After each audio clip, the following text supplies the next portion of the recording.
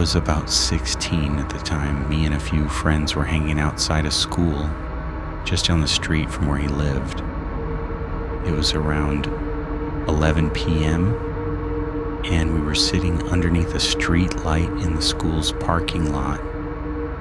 A group of young people accompanied by a kid about our age passed the school, probably 40 feet from where we were. We didn't think much of it, but it was kind of strange to see at 11 at night. We just went back to what we were doing. About 5 minutes passed by, and a group of 4 or 5 guys, about 18 or so, are running past. They slow down, and one of them yells over to us and asks if we've seen a group of kids nearby. We just answered with a quick no and went back to what we were doing. They walked over to the school's sign, which was about 80 feet from us. There they stood, just acting like they were hanging out. We didn't think much of it, but after a while we started heading back to his house. We noticed that they were looking at us as we were crossing the street. We hurried and got back to his house. We were kind of weirded out by it, so we thought we should probably just lock up the house. We were all hanging out in his living room about 2 minutes after we got back. His front door started shaking and the doorknob was moving. We all looked at each other like, is this really happening? Then there was banging on the door. I peeked out through the window onto the porch. Sure enough, there was one of those guys from earlier standing there ramming into the door. We had no idea where his friends were, but we all grabbed things to defend ourselves just in case any of them were to get in.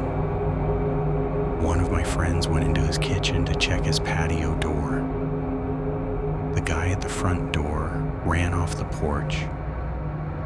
We went into the kitchen thinking maybe he was going to try the back of the house. It was just a glass sliding door after all. We waited and waited.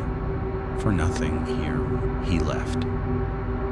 I have no idea what the guy's intentions were, if he would have got in, who he was, nor why he followed us back, and why none of his friends seemed to be with him. But thankfully, none of them ever came back, but it was one heck of an experience.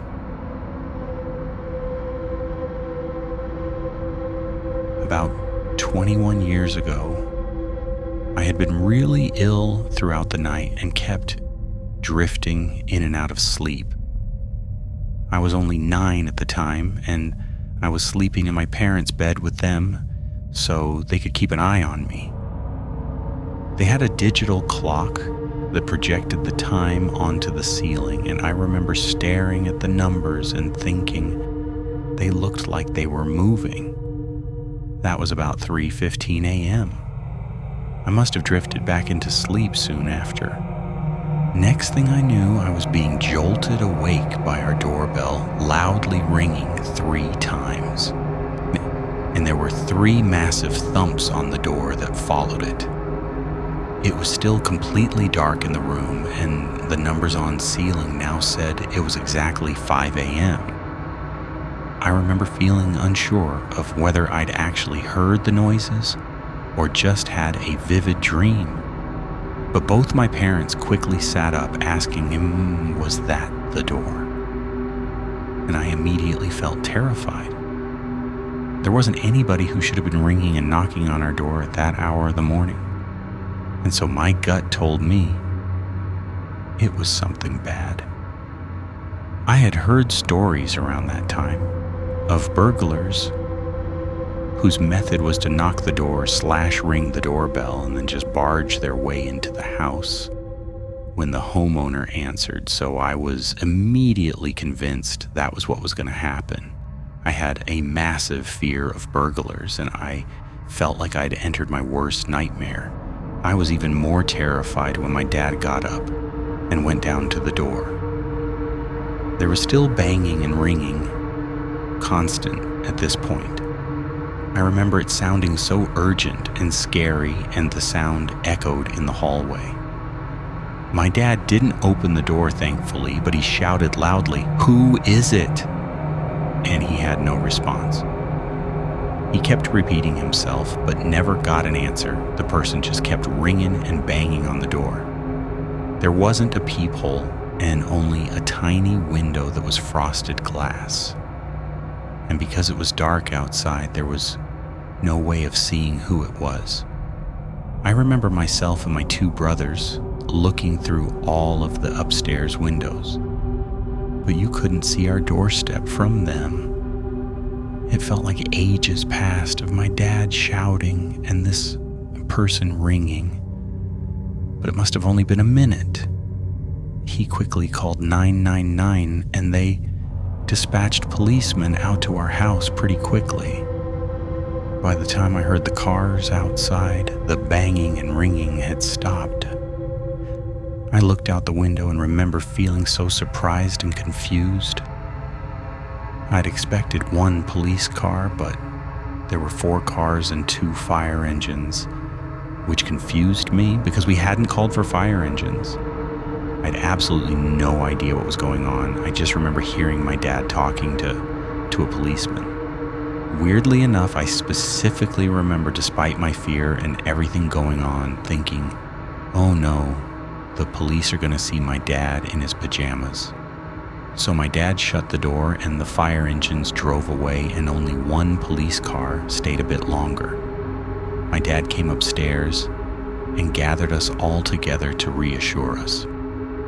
Basically, what had happened was that the old lady who lived alone next door to us woke up and was convinced she could smell smoke. She was quite a heavy smoker and always smoked indoors, so it was unsurprising that the smell would linger in her house. But she panicked and ran out of her house and tried to wake us up for help. Out of her sheer panic, she just rang and banged constantly, and that along with the fact that she was hard of hearing meant that she couldn't hear my dad shouting, "Who is it?" She also called the police, which was why there were so many cars, and she'd called the fire service as well. They did a general check before leaving. No fire. And they said it probably was just the lingering cigarette smoke that she had smelled upon waking up. I felt so much relief when my dad told me that, because I'd been completely convinced that my worst fears were coming true and somebody was breaking into our house. I felt bad for our neighbor because I know she must have just panicked, but man, she scared the shit out of us. She moved away not long after that. I still think of her from time to time.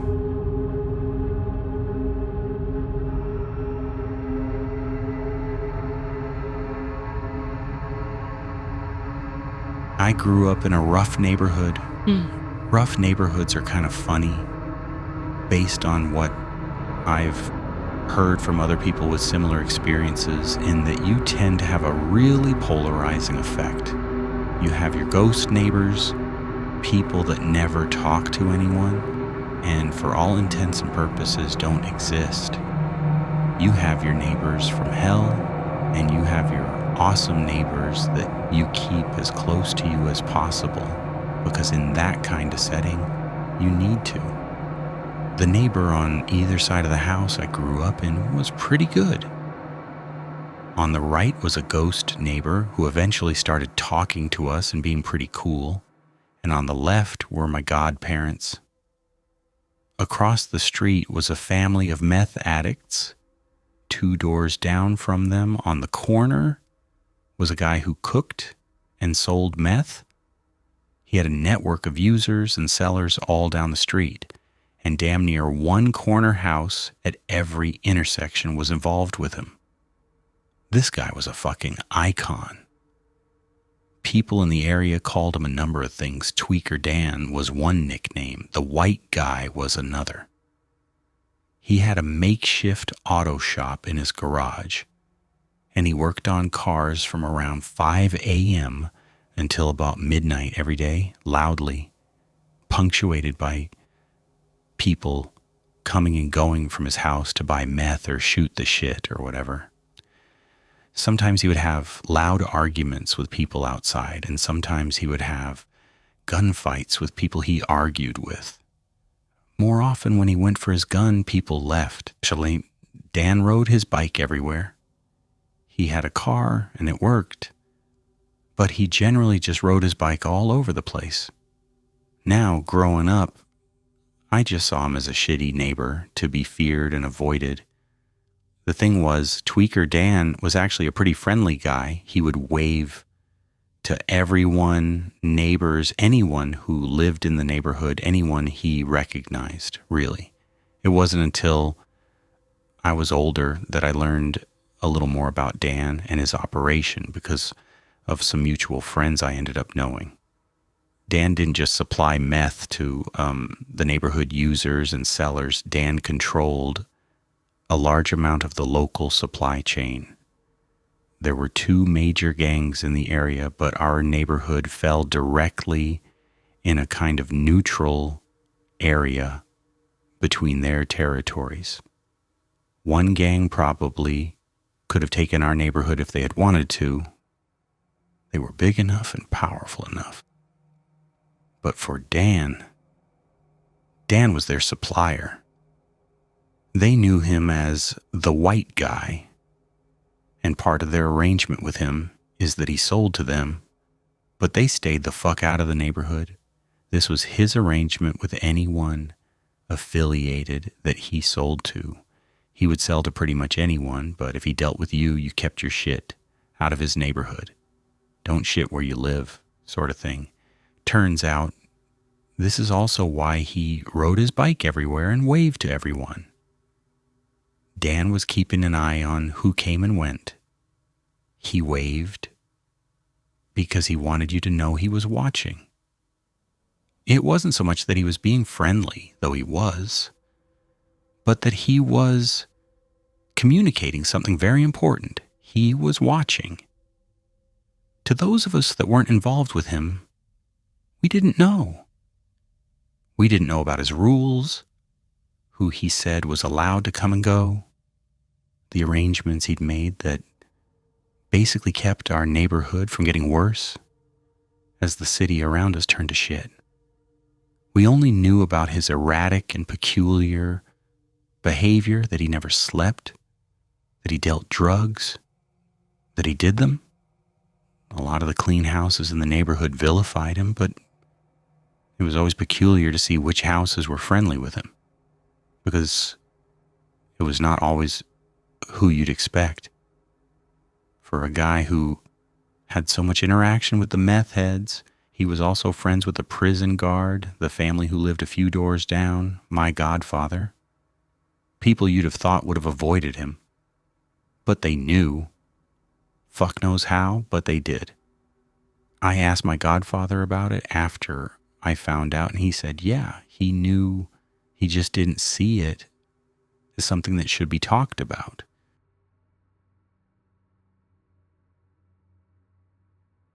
Mildly retarded, violent, hears voices, has guns, about 20 cats who roam the neighborhood.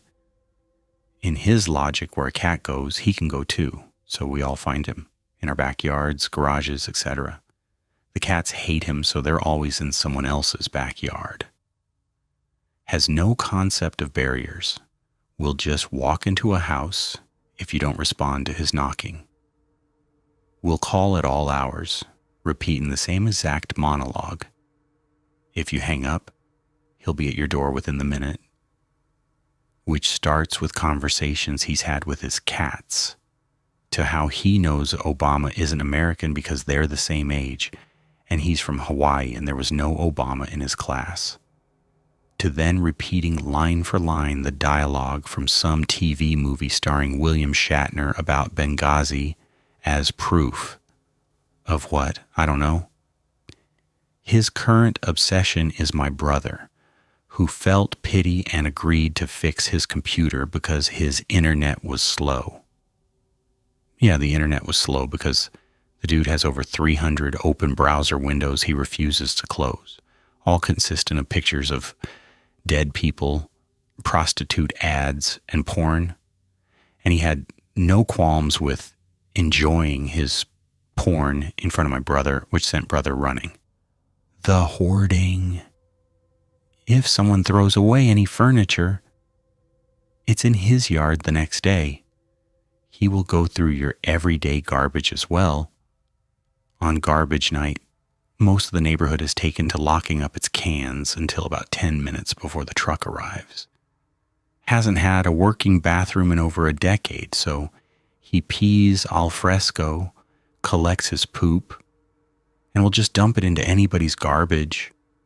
Or he'll even drive across town and dump it wherever, except in winter when he burns it. Oh God, the smell.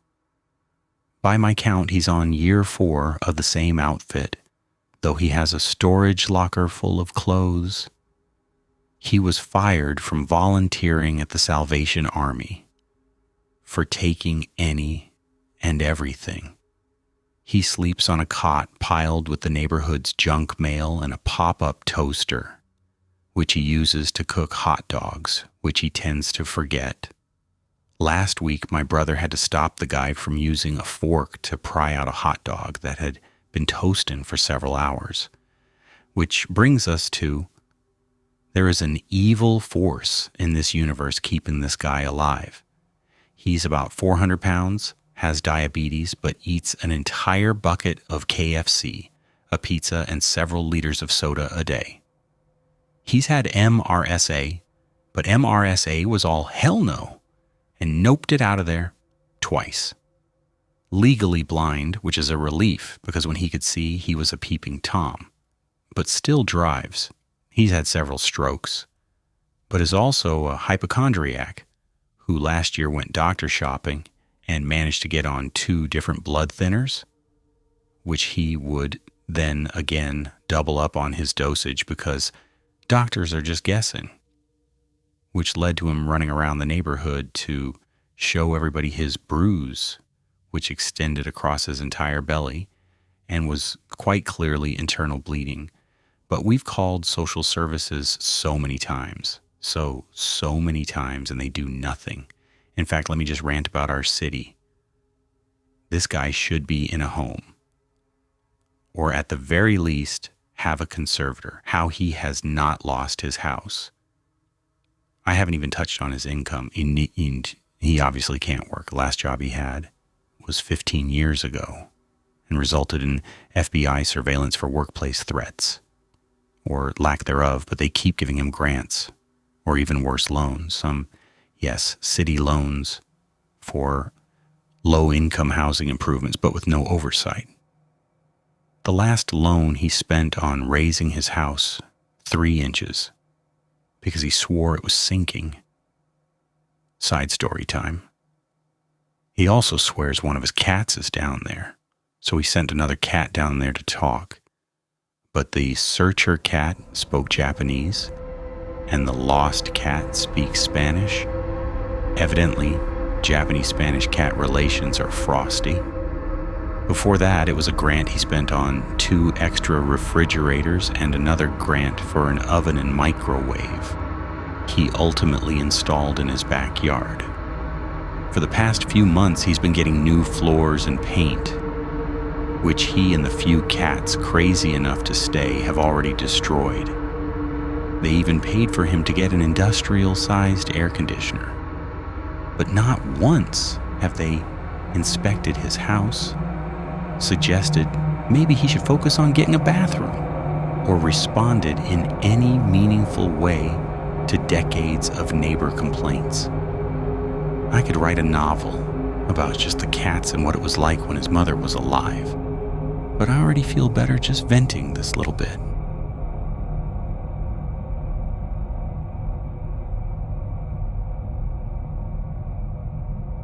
My wife and I recently moved out of a home that I can only describe as fucked up. The house caused so much anger and hatred. Whatever entity resides in the home is either menacing or pure evil. Even as soon as my wife moved into the home when she was a child, She told me a story of when her and her little brother were playing one night in his room. They were playing with a leapfrog-type device. She described in detail about how she was showing her brother how to use it, and it began to act strange. Strange sounds came out of it. And then a man's voice began screaming from it. She said it was saying something about like a list, something about making mistakes, screaming and cursing until she turned it off. So let's fast forward some. I met my wife a few years ago, and needless to say, she got knocked up. Haha. Wear a condom, kids, anyway. We decided that since it was the logical thing to do, I would move in with her. Sweet, no problem. At the time, I worked the night shift, 10 p.m. to 7 a.m. This will come up later. After a few weeks of moving in, I noticed something strange about the house. The upstairs where we lived seemed menacing in a way, like someone was in the other room waiting for you. At first I brushed it off as just being nervous. New house, new life kind of thing. I also thought it was from the pretty much steady insomnia work was causing me. As time went on, I began noticing more and more. Whenever the house should have been dead silent, things would happen, footsteps up and down the hallways, knocks on doors, and sometimes I would swear I heard whispers. Being an avid believer in spirits, I wasn't particularly afraid until things started getting dark. One morning as I was lying in bed watching Netflix and hoping to fall asleep, I heard a rustling from the closet. It was just light enough in the room that you could make everything out. I saw nothing and thought maybe it was just the fan. Something moved out of the corner of my eye, and as I looked at the closet, a dark ball moved from the closet to the bedroom door. It was about the size of a softball and moved about as fast as a person could to the door. Later into the week, my wife had gotten into the bad habit of sleeping with the closet light on. I blame myself for that one. Should have kept my mouth shut. So we're lying there talking about baby stuff and women. And I noticed the curtain that covered the closet opening move. My wife was curled into me, facing my chest, and I was staring at the closet. As I kept watching, I saw what I can only describe as a tiny mist-like figure, not like white mist, but slightly darker than the rest of the background, move out from the closet. It was maybe 3 feet tall and vanished as quick as it appeared. As soon as I began telling my wife what had happened, she had a sharp pinch on her back. She didn't cry out or scream. She calmly turned around and shouted, "Get the fuck out and leave us the fuck alone." Too bad it didn't work. Now let's fast forward. You're probably wondering what else happened. Well, small stuff here and there for a while. Footsteps were regular, and I know some of you are probably saying, "It's the house settling, jackass." I would agree, but not only did the footsteps stretch out the entire length of the 20-foot hallway, they sometimes were fast, and the knocks on the doors were very rhythmic, like when you knock on a friend's door when they're home or something. So let's get to scary stuff. After this, recent Christmas things began to spark up to a new level. One day I was sitting on my computer and my wife came into the room asking me what I needed from the store. The computer room was directly across from the bathroom. Our daughter's door was to the immediate left of that, and the stairs were to the right. I began telling my wife what I wanted when she looked out the door and turned, well, ghost white. Her eyes got big and her mouth dropped. She slowly turned toward me. "I just saw a man walk into Elena's room."